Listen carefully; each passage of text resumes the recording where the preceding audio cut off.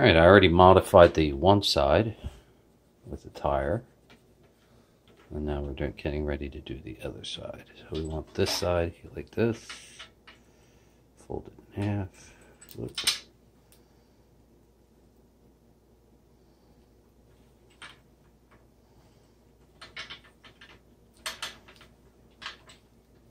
Looks good.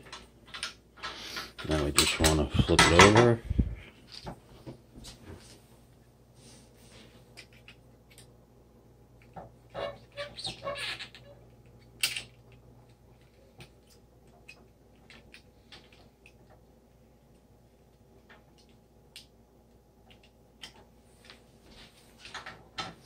Flip it over again. We'll do it this way.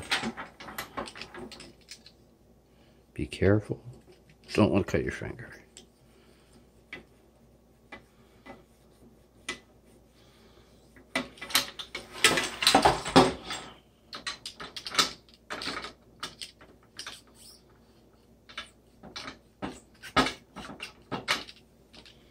And last but not least,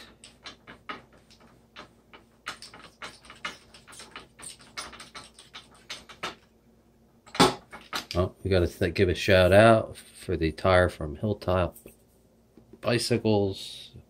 I put the logo there. Couldn't find rubber anywhere. But you go to a bike shop, you'll always find a flat tire. That's what they do, they fix flat tires. And there we go. Modification. Now we're going to use this as our test. Yep, we're a go. And now I should be able to put it on my bike seat shaft.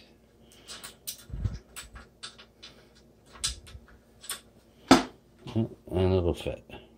Quick modification. And then when I bought it, obviously they gave me this, so in case I need it when I mount it. But we'll make a video mounting it in case you got the same problem. This is how you solve it. I have the Kent Flexor 29-inch dual shock absorber. The frame's a shock and the front shock's a shock. Cool. Alright? It works. It holds it pretty good. And it's not even tightened. So we know we solved the problem, and we now have a bike rack to put our drone on.